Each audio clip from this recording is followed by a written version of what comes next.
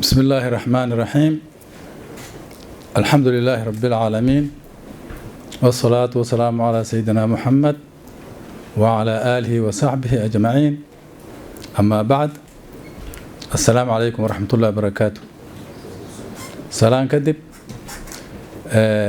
maanta oo ay taariikhdu tahay 10 bisha sagaalaad insha Allah Ilaahay subhanahu wa ta'ala wuxuu noo qadaray inaan qabano cilmi baaris sanadla ah oo ay noo tahay sanadkii labaad aan qabanayno.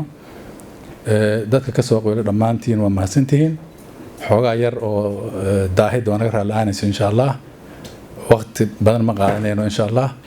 Waxaa la soo jeedin doonaa papers martida insha Allah inta oo hawsha noo socoto.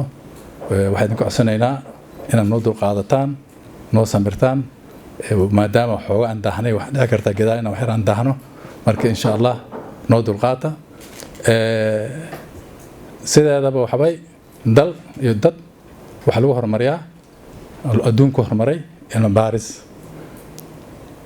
mushkilad jirto haddaadan ogaanin mushkiladaas maxaa keenay, maxaa sababay, halkeed ma gaari kartid. waxa ka maqan haddaad rabto inaad ogaatid ma ogaan kartid adoo raadi maahina. neef hadduu kaa dhumo baadi ah adoo meel fadhi ma ku imaana waa inaad raadisaa. marka cilmi baaris waxa waaye sidii neef loo raadinayo oo kale ayaa cilmiga kaa maqan loo raadiyaa si aad uga faa'iidaysto dalkaaga, dantaada, dhaqaalahaada, horumarkaaga, wixii resource kaa maqan. marka cilmi baaris waa muhiim waay.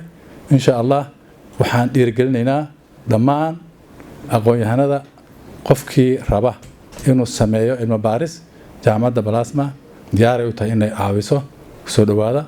hadal ma badanayo, waqtigii hore baa u daahnay. soo dhawaada. Assalaamu calaykum waraxmatullahi.